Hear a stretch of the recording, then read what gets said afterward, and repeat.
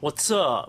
Hey, what's up? So a man who recently returned from a trip to Africa was complaining about itchy sores on his skin. Turns out he brought back 20 live maggots underneath his skin. There were 20 live maggots living inside this dude's body, inside his itchy sores. That is fucking disgusting. I feel violated just talking about it. My skin was crawling when I was reading this article and looking at pictures of maggots and shit. Like, maggots don't belong inside your skin. And they were living in them for a while because he was complaining of itchy sores, and then he went to one doctor and that doctor was like, oh no, it's normal, there's nothing wrong. Apparently that doctor thought it was normal to have maggots living inside your body, or he's just a bad doctor. But then the guy went to a dermatologist and that guy was like, no, there's maggots living under your body. We should probably get them out of there. And the maggots were removed from his body and they counted 20 of them. If I was that guy, I would just feel disgusting for the rest of my life. He was a home to maggots. How can you look at your body the same? I'm just like, I'll just look at my body and see maggot slime and disgust all the time. I get disgusted when I see maggots in my garbage. If they were crawling inside my body, I couldn't deal with that. I think I'd have some serious emotional problems after. That's why I stay away from exotic countries, because I'm afraid of all the insects and all the unknowns that go with going to those countries. I don't want to bring back something like maggots in my body. And with my luck, I'm bound to bring something back. Probably have a tarantula crawl out of my ass. And you know, you hear stories like this all the time where bugs get trapped inside people's bodies. And I'm like, how does this happen? I just read a story today that happened a couple weeks ago where a man, he was complaining of hearing flapping in his ears.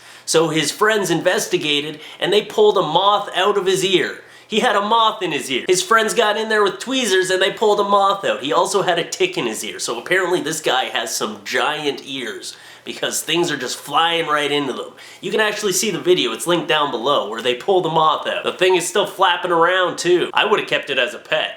He didn't want anything to do with it, but I would have been like, you are my bitch now, but you know what, you keep it as a pet, and then one day you're like, oh my god, where'd he go? He got out of the jar. Fuck, he's back in my head. The more I hear about bugs crawling inside of people's orifices, the more I get paranoid around bugs. I'm gonna start sleeping with earmuffs on. I'm just gonna walk around with earplugs in my ears constantly. Seriously though, how does a moth fly into your ear? How does that happen? If one of my buddies was like, oh my god, I hear flapping in my ear, I hear flapping in my ear, I'd be like, you're crazy, man. There's nothing in your ear. There's probably people in insane asylums that are like, I hear flapping in my ear, I hear flapping in my ear. And everyone's just like, no, that guy's fucking crazy. No, but he just has bugs in his ear.